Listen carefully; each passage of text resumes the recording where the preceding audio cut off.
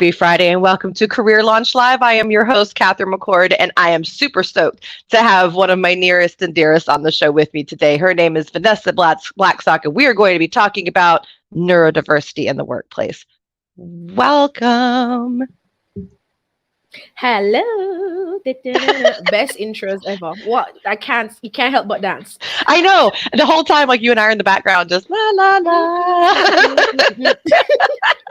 Thank you to my sister, Michaela, for hooking us up with that music that she found online. And I was so proud of her for that. But yeah, so we're here to talk about neurodiversity, a topic that is still kind of confusing to some people.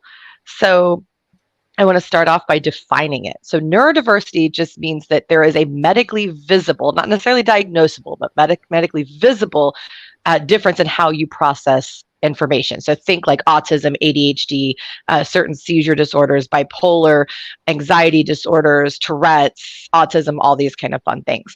That's what it is. And there's different terminology. So Vannessa, would you like to talk about terminology and what that looks like? For sure. I know when I was introduced to it, it was more from the side of neurodivergent instead of neurodiverse. And I know we've had that conversation many times before. And for me, because I'm coming from the medical world, that felt like something I connected with more in comparison to the neurodiverse. Like it took me a while to be like, oh, that's what the word is. So yeah, terminology is important. Right. People are very specific about how to be labeled. But I think the understanding is the overarching theme of we are just processing information differently. And even persons that are neurotypicals, that are considered quote unquote normal, they are somewhat still on that spectrum of I'm still unique, even though I don't process the way that you do. So I think it's important to always just note we are all unique and different. And whether you say you are neurodivergent or a neurodiverse person, I think there's always the grace given to anyone that says that's who I am, that's what I identify as. All right, cool. We gonna use that term. Right. Yeah. Flexibility. That's what it's all about. Flexibility. Yeah. I get asked that a lot. What does it take to be inclusive? And I said, curiosity and flexibility. Boom. It's kind of it, right? It's really just that simple. I titled this episode after a joke of one of my favorite comedians. She is herself autistic. She is hilarious. Her name is Hannah Gadsby. And she has a joke in which she was in class and she, quote, broke her teacher who was trying to teach her prepositions. And she's talked about, she says, what's your relationship to the box? And she's like, wait a minute, am I made of box? Am I allowed to eat the box? Yeah, can I eat the box? I have so many questions. And it was just because she was trying to understand, because to her relationship meant like kinship, like it was not. And so her little neurodiverse brain just went on a tangent. And that's what it is. It's just different. Like, can you imagine being that teacher though? And you're sitting there like. I can't, but at the same time I can, because I've been the person that have broke persons before. Yeah, I've broken people. So yeah, that joke really resonated with me because I immediately started to think, oh, I broke a couple meditation like teachers that way, where the visualization of there's a sphere and it's glowing. I'm like, whoa, is it hot? Yeah. Is it like heavy? Oh my God. Yeah. My husband, my favorite joke in that entire part, and it's the part it made my husband just like double over laughing, was she asked, does the box have a name? And the teacher goes, well, what boxes do you know that have names? And she goes, Cheerios, Chex, Wheaties. And I was like, boxes. I'm like, you cannot argue with an autistic child because they will have all the reasons for you. We are ready for you. All of them. And it's hilarious. It's so priceless. And working with this in the workplace is no different, right?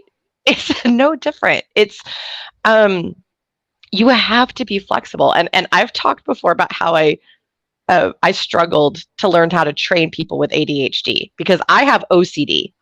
And so it was just this.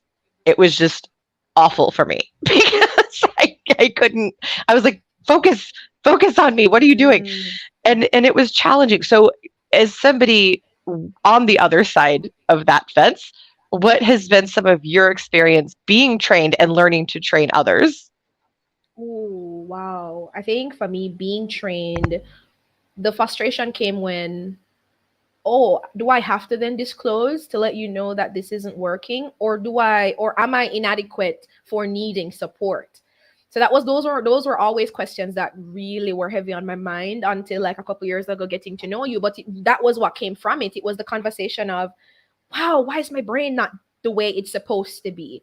Right. And so that was the feeling from being trained. And then as a trainer, as someone that is imparting the knowledge, it's the grace of saying, because I know what it felt like to feel excluded, to be ignored, to be having a hard time and no one noticing. And though there is a place for advocating for yourself, I think as a trainer, as someone in leadership, there's a responsibility also on you to be vigilant, to be observant of the people Yes. are supervising and in control, off in that moment. So yeah, as a trainer, as someone doing that sort of facilitation, it's important for me to notice these different things, whether that be because I've experienced them or because, oh, this just looks not what is maybe expected. So I need to have a conversation around this, or like I need to pay more attention, or again, curiosity, ask questions.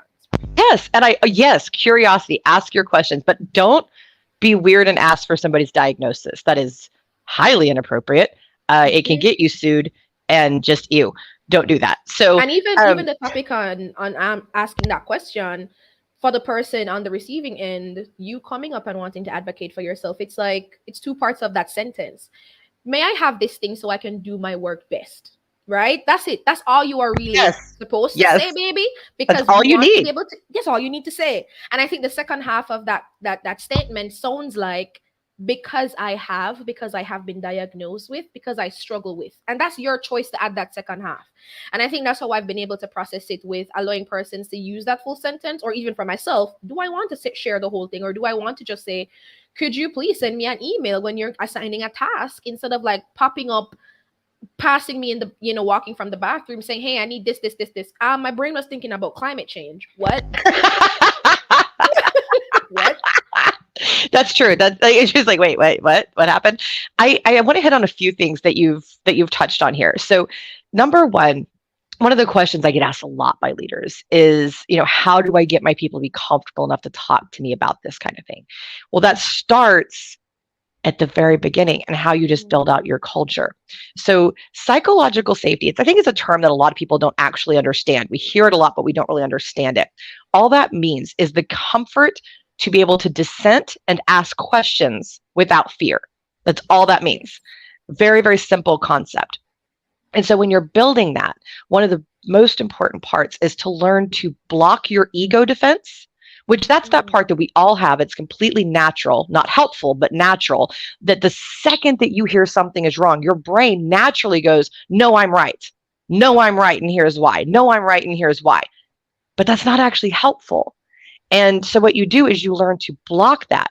And instead of responding with why you're right, say, okay, tell me more about that. And learn why they need what they need. And why doesn't necessarily mean diagnosis. Why can just mean because it'll help me work better or whatever. It doesn't have to be a very detailed why. But building that psychological safety is so, so crucial. Yeah. Yeah, it is. It's the responsibility of those persons in leadership to really provide that space of safety, to provide an opportunity for someone to come into your office, to send you that email, to have that conversation and say, I need help I need to talk about this. This could help me work best. And I think one big piece of it is, are you providing that safe space? And another level to it is, are you trained? And training doesn't have to mean, are you, versed on the DSM? Like that's not what we mean. No. It's about, are you trained enough to, yes, providing that safety and allowing for compassion to be a part of the workplace, as well as if they do choose to disclose, if they do bring up a specific type of accommodation, are you trained to say, okay, let me see how I can help? Or yes, this makes sense. Or I know exactly how to navigate this, versus saying, oh, so what does that mean? I'm not the expert on even what OCD is. Like, so for you to even ask me, so tell me all the things about OCD and why it is that you need all this help. And also, what year were you diagnosed? And does it happen since you were a child? It's like, no, please don't ask me all these questions, right? Yeah. So there's another level outside of safety of, okay, are you trained? Are your colleagues and leaders trained to be able to say, okay, if someone asks for this requirement, are you able to just do it? Or are you able to understand that it's just a need? So if you see me with headphones, I'm not playing music and like doing all the craziness. And if I am, that's how I work best. But sometimes it's just to block out the fact that I can literally hear Yes. the AC running. I can hear the Yes. person next to me writing. I have Yes. things on my desk. I'm not Yes. playing with toys, but these help me to remain focused, right? So I have misophonia, and so I hate certain sounds, and they will just grate in my brain. So I have to have things that block out sound. Everybody always kind of tease me about my headsets, and this is smaller though. If you noticed, I got a new one. It is yes, smaller. I look less like an airplane indeed. pilot, which is good. Um, but I have to have that because otherwise my brain just completely malfunctions. And another thing that happens, and I want to hit on this too, um, another reason not to always push for diagnoses and just to make accommodation standard options as much as possible. And I do have like a whole worksheet on that. If anybody wants it, you can reach out to me. It's very simple to do. Always, there's going to be some stuff that you can't predict, but a lot of this stuff it's going to kind of be the same request over and over again. Um, but a big piece of this is a lot of people go undiagnosed. They do. And especially women, because the medical system for years only used men to set their standards and didn't realize that diseases present and different diagnoses, not just diseases, presented differently in women than in men. And so not getting diagnosed just simply because of that. So be mindful that they may not know their diagnosis. They may just know their need. There are also plenty of men who go well into adulthood without being diagnosed as well. So I don't want to take that away either. Just the more information we're getting, the better we're doing with that kind of thing. But also I want to discuss the different types of disability. So there is legal disability, which means that legally you qualify under, in the US, it's under ADA law. There's medical, which means the medical community would view you as disabled. And then there's social, which means really and truly I'm fine, but you people keep telling me there's something wrong with me and you keep putting ceilings over my head and it's making my life really difficult. And that's a real thing. That's a real thing. I mean, what's your experience been? Oh, and thank you, by the way, somebody just said that they like my headphones. Thank you so Yeah. much. but what's your experience been with that, with the social disability? The social, I think for me, this is just specific to me. The social is just around the assumptions, as you said, like putting those ceilings on that person. And it looks like because I've shared I have OCD, you assume that, oh, these are the things that come with it, versus actually listening to me and accepting that I'm telling you what my actual symptoms are. Because again, with OCD specifically, there are many, many, subtypes. There's contamination, there's harm, there is just right OCD, there's scrupulosity, there's so many, many different I subtypes. love that you said just right. I'm going to say mine is just right. I like it. There are so many, and there are many, many, many more that persons that even with OC don't know. So the point is, don't assume just because we've said what the thing is. So someone saying that they have ADHD, you assuming that, oh, that means you're going to be off the walls, I can't promote you.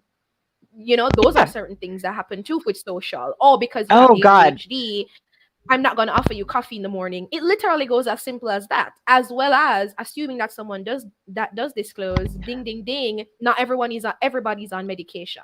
So you saying, right. oh, having an off day, you haven't taken your meds. That's so rude.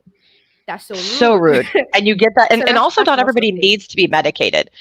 So I've had a lot. So I've been very public about the fact, and you know this, that I don't medicate for my bipolar disorder, or I didn't for many, many years. Post certain hormonal changes, I had to get on something for when I have very extreme mania, but I only take it as needed. A lot of people with bipolar disorder require constant medication for, just continuous medication to be able to regulate and live happy lives. It's different for everyone. And it took me years to learn to manage my bipolar without medication. I was determined to do it because addiction ran in my family. And at the time, they were really only using very addictive drugs to treat it. So that was my choice. I had a lot of support in that. Not everybody does. I was frankly in a very privileged situation to be able to learn to do that, to have the tools and the setup and the wonderful humans as parents and my psychologists and all that were so helpful to me. Even even my sister, who was a very small child, unbeknownst to her, was highly supportive during that Aw. whole journey. She was naturally born to be a psychologist. I tell her that all the time.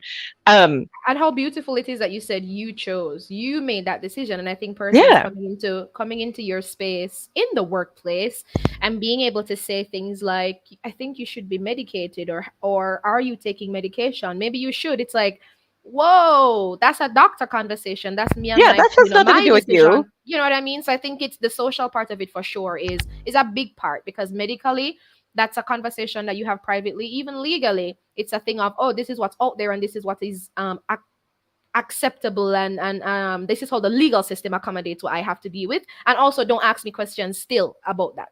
Right. Yeah. Mind your business. That's why I said, like, keep you mind your business. Good God. People are so nosy. But it's neurodiversity in the workplace is great, right? We've talked about the benefits before. You get creativity, innovation. And I love that so many very public figures have come out and said, yes, I have this neurodivergence or neurodiversity, and I'm successful with that, not in spite of it. I think that's very important for people to see. So a lot of great things come with it. So yeah, you want these people around, and it's so easy to accommodate. It's stuff like, you showed your stress ball, and I know you have other toys as well. All of mine are back here behind me as well. And I have different ones. I have different needs from you, but I have just the same kind of thing. Bouncy chairs or yoga balls to help people move, camera off meetings. And I need to hit on this. This is one of my soapboxes, is this camera on meeting nonsense. So there is literally no reason on God's green earth that someone needs to be on camera during a meeting unless maybe they're presenting. Not a thing. It is not required. You know how I know? Because for decades, we did this really cool thing called a phone conference where nobody could see you anyway. Yes. And we all still got stuff done. So it didn't change. Wow, that's crazy. I totally forgot about those. I forgot that was a thing. I know. It's somewhere there's young people watching this going, what? Like, what's a phone conference? I don't understand. For those of you watching that don't know, it's when we all sat around a little black box with a speaker and took turns trying to figure out who was supposed to be speaking. It was hilarious and very frustrating. And there were lags. Oh Lord, the lags. So the lags were so irritating. I'm not old by the way, y'all, but like we just know. But still, we just know. We just know. And the lags were really bad for some people that were neurodiverse, because then their brain would just go off into wherever, and it was very bad. So the visual element though can be good, but it can also cause seizures. Like with me, it can cause anxiety. It can cause all kinds of very real physical problems. So requiring camera on is not inclusive. Cut it out. Plus, some people just don't want to be looked at. What if you woke up and you're poofy that day and you look crack-headed and you just don't want to put on any makeup and you just need to not be looked at that day? What's wrong with that? I think that's the beauty in the conversation around neurodiversity in the workplace. I've heard a few persons, not a lot, but a handful of persons really speak to this topic as, oh, it's another thing to exclude people. It's another thing to separate from. And my response is always, actually, no, I think neurodiversity conversations open up the platform for, this is what helps people perform best. This is what it looks like for someone processing how this task is done. And I think that's so important. I had a conversation with someone recently, and her perspective was, because I was asking her, how do you, provide that sort of comfort or, conversation around neurodiversity in your space? And she said, well, a few years ago, it was non-existent for us, right? However, what we have transitioned into is to say things like, how do you receive feedback early on in onboarding? How do you receive feedback? How best do you want to be communicated with? Those are things that they ask up front, so that persons don't feel like, number one, they have to disclose, and number two, if you are not identifying as neurodiverse, you can still have a response. You can still have something to say. Yeah. So I think that's mostly the point. Like, always offer accommodations in general where people have options, because the neurotypical, neurodiverse, anybody, it will help all. So I think that's what these conversations definitely bring. Absolutely. And some of it does overlap, right? Excuse me. I think I just burped on my own show, and that was really rude. I'm so sorry, everybody. It's I don't know what to say about that. Human. So What did we just talk about? We are we human. that was a little too human for my taste, but we're just gonna keep going. We offer So grace and move on. thank you for your grace, Vannessa. I thank you for accepting my reach for my need for grace. That's what my sister always tells me. She goes, accept reaches. Aw. So she'll appreciate that. So what the frick was I going to say? You were talking We're about, oh talking yeah. about, So the overlap. So you'll have a lot of physical diversities that also need the same kind of things. For instance, people with hearing impairment also benefit from headsets. The screen, what are those things called that kind of mute the light on your screen and make it more palatable for your eyes? That's a physical need. Also, it can like be a a blue light neurodiversity. thing, turning it off, or even on your phone Yeah. having grayscale. Yeah, a lot of different things are available. Yeah. So a lot of things like that are kind of go in between. So this is just learning better how to take care of your people. That's all it is. You're right. Yeah. People overcomplicate it. They really do. And it's so simple. Just take care of your humans and talk to your humans and ask them what they need. It's so easy. And there's a It's so difference between when you say something to someone, me responding as somebody that's neurodiverse, are you concerned with the outcome, the thing that you've asked me to execute, or are you concerned with the process? And I think those are two different things, because then if you're concerned about the process, you're gonna micromanage me, you're going to be very inquisitive about how it is that I do the thing.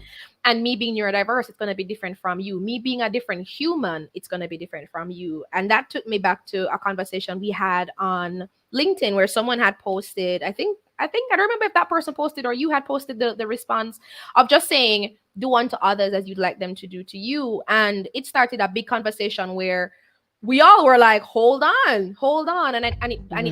It bled into the conversation about DEI, diversity, equity, and inclusion, and what that really means. And I think all of us commented basically saying, yeah, many, many years ago, that's what we would have been saying, like holding the torch and running on the streets saying the same thing. However, we've realized that we all need different things, and not because for me, I could say, yes, do unto others I would like them to do to me, but also that still doesn't make sense to somebody else that needs something else. So like for me, I'm going to say to my boss, hey, I don't want to use the chair that you've given me. I actually need something bouncy, or I need to have all these different toys and things along on my desk. And him responding going, but I don't need that. Why do you? Or the person over there that was diagnosed with the same thing doesn't need it.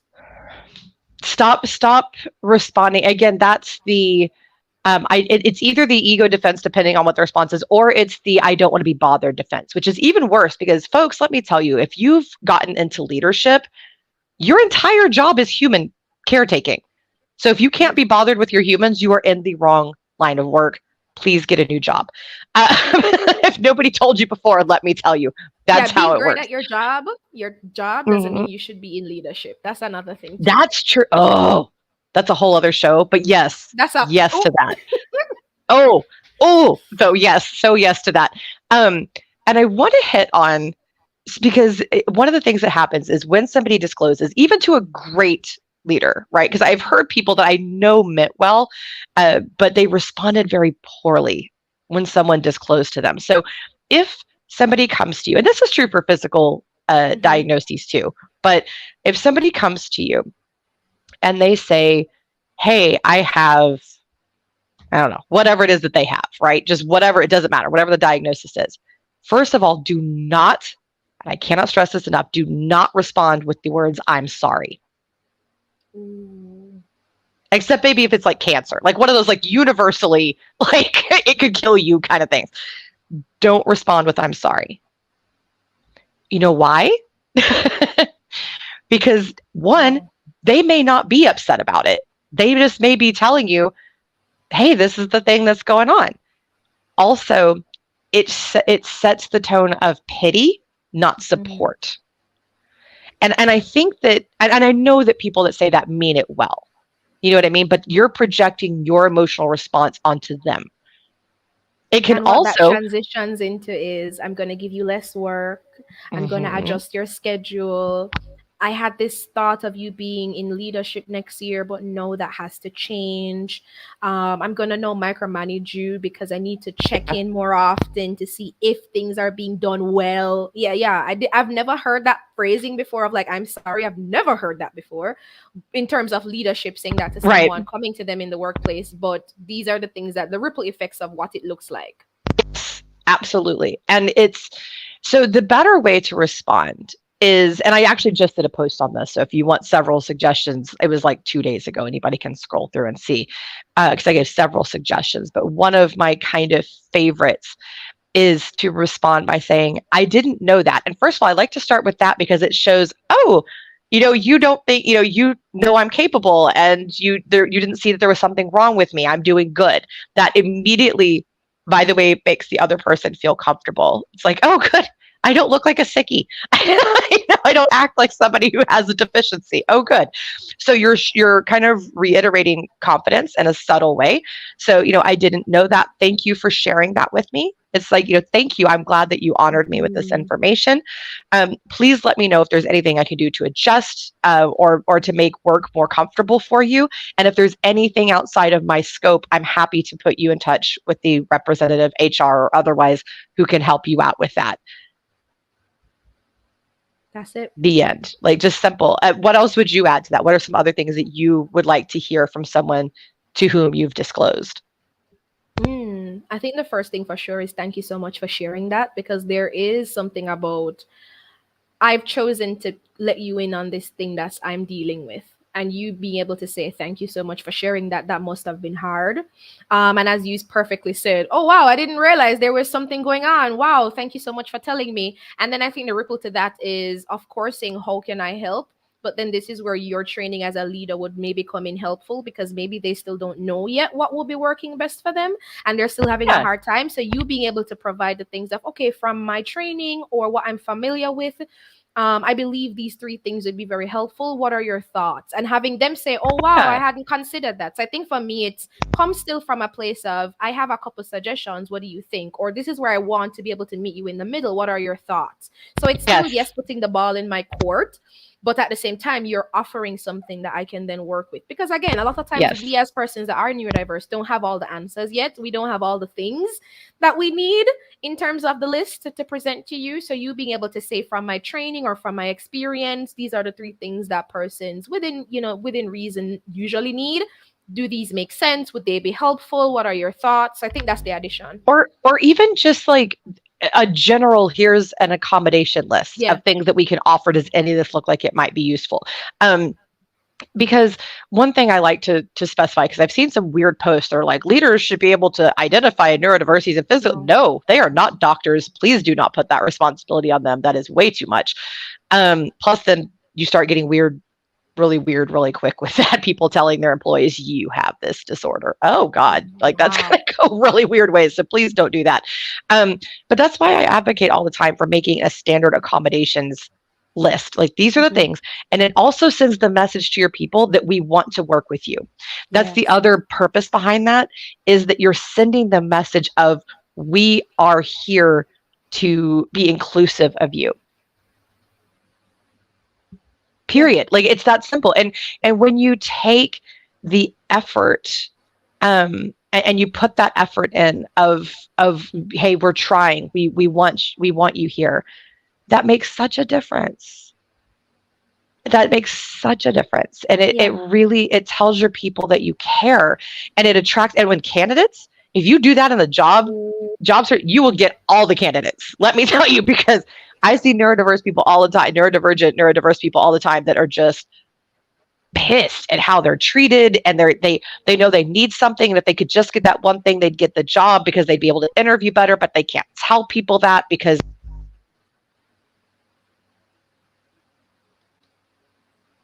is this me or is this you? I can't hear you, Catherine.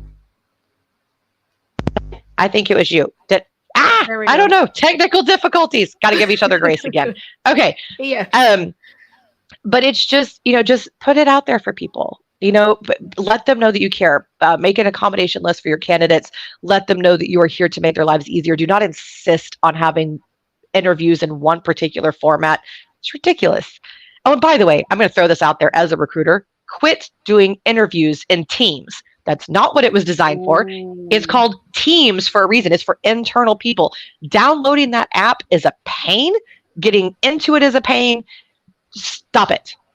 Stop doing interviews on that platform. Cut it out. Don't let that go over your head, folks.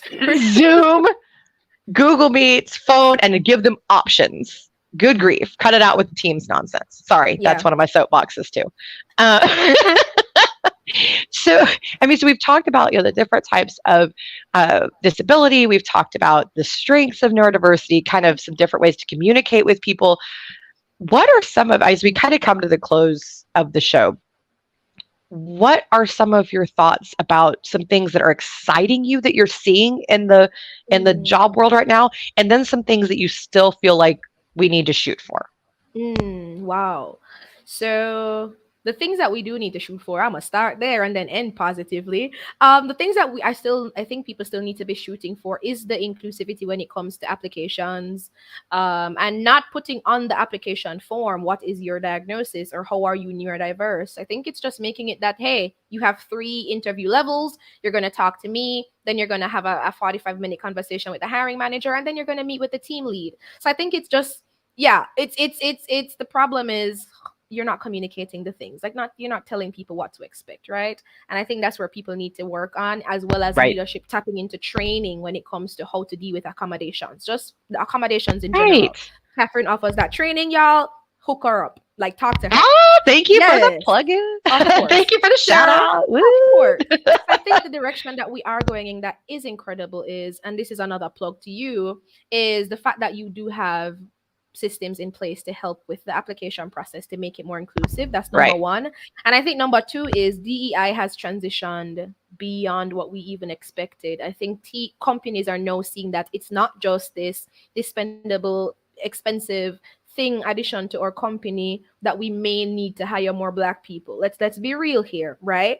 I think it has transitioned into, wow, how do we have the conversation around not just what does the team need, but what do these individuals necessarily need to do their jobs well? So I think the conversation has moved from this is what the company needs to thrive to this individual needs this thing to help make the company better. You know what I mean? Like that's where I think there's a lot of growth happening. I agree with you. I love seeing that people are starting to grasp that it's just, we're just helping this person to work more effectively. It's very simple. Accommodation's not a bad word anymore. We're starting to learn that it's a simple thing, and it's just being nice to other humans and being a good leader for the other humans. So thank you so very much for joining me. Everybody out there, if you want help, well, you know what? You tell them about yourself. You do your own commercial. I like hearing you do it. My own commercial. I didn't prep, but okay. So yeah, I am from Jamaica. That's always something I start with because that's my uniqueness, right? That's the flavor I'm bringing to anything that I do. But yeah, I have training in career development. And so I offer that service to persons transitioning, whether that be from university to the world of work, people moving from different careers, different industries. I love the conversation around that because my mission is to ensure people have fulfilling and aligned career experiences. And it just bothers me that people don't love going to work. And whatever that looks like, I am here to partner with you to make things a lot better because we spend so much time in our work lives, right? So that's one thing for sure. That's a passion thing for me. And then my big dream is to be a talent development specialist. I want to help companies and teams to attract, engage, and retain the best employees in the healthiest of environments. So that looks like right now working on skills like brand development, employer branding, as well as project management. So for me, it's a stepping stone in developing all these necessary skills that are going to be helping me get to that goal of being a talent development specialist. So yeah, check me out. Vannessa is awesome. I give her all the thumbs up, and I highly, highly, highly recommend connecting with her. She's an incredible human. So even if you don't need her services, just get to know her. She's really super cool. You've seen Miss Tara Furiati commenting on the show. Definitely follow her. She is one of my favorite humans. She is super cool. She will have you laughing. She'll have you smiling. She'll get your blood boiling sometimes in all the right ways, learning. And so thank you all so very much. Dr. J for showing up, another one of my absolute favorite humans. Thank you all so very much. Same time, same place next week. Bye, everybody. Be great.